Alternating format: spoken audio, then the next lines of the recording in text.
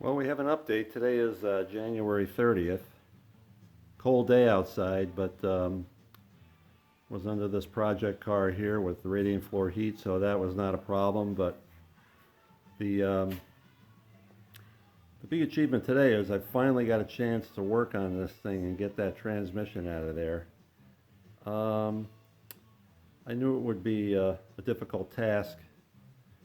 Um, give you a little rundown on how that happened.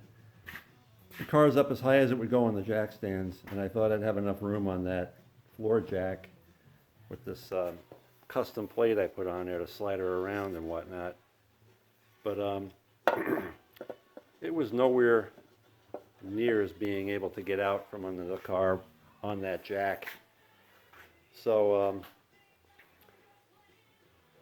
basically had to come up with this little thing here, this little rigging on the front to jack it up with the bottle jack off of the jack, and then kind of scoot the jack out from underneath the transmission and lower the bottle jack and place it on cardboard. I still had to tilt it up to get it out from underneath the car to clear the headers. And clearing the headers was another pain with the bell housing being wider than the header collectors. I had to get it on an angle to drop it below the collectors. So all that being done under the car, you know, it was a wrestling match, but I finally got it in a headlock and choked it out, and then grabbed it by the tail shaft and dragged it out, and there it is. So the challenge is going to be reversing that when I finally get this other transmission rebuilt, and kind of wiggling it back up in there little by little, rigging it back up. Don't have the you know, the advantage of having a lift here.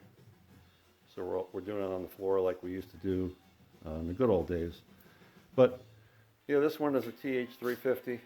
It's got the dual bell housing for Chevy and then BOP. And I'm going to take it apart and see what happened in there. It seemed to be overheating.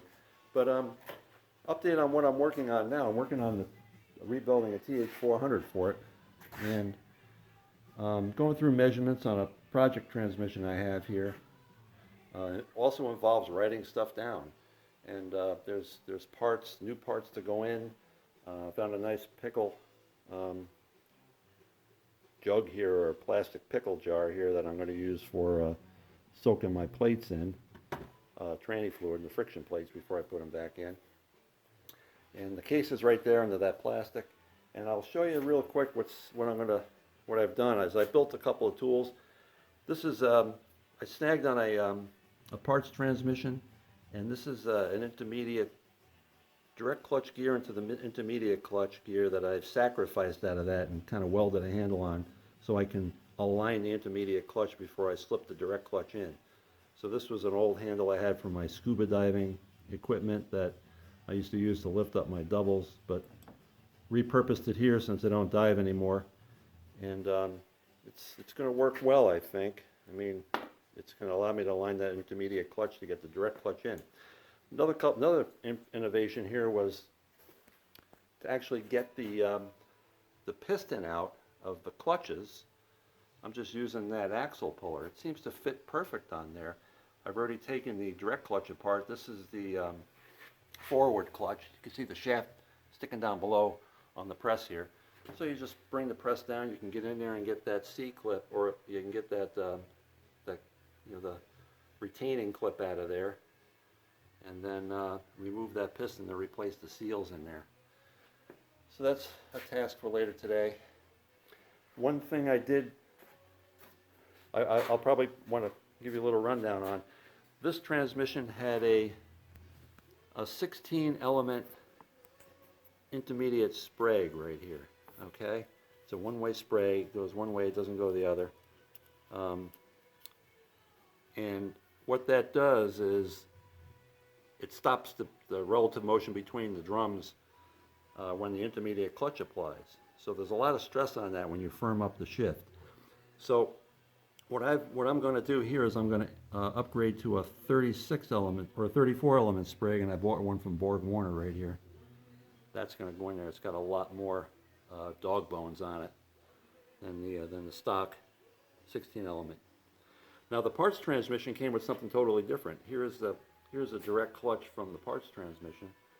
It's got a roller clutch on it, which has even less elements on there.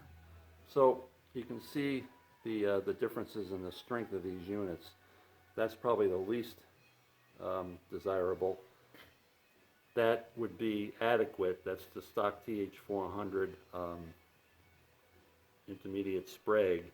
And this here 34 element is from a 4L80, which is basically the same transmission as a TH400, except it's got an overdrive gear on it. And stuff like this has been beefed up. So we'll leave it like that right now.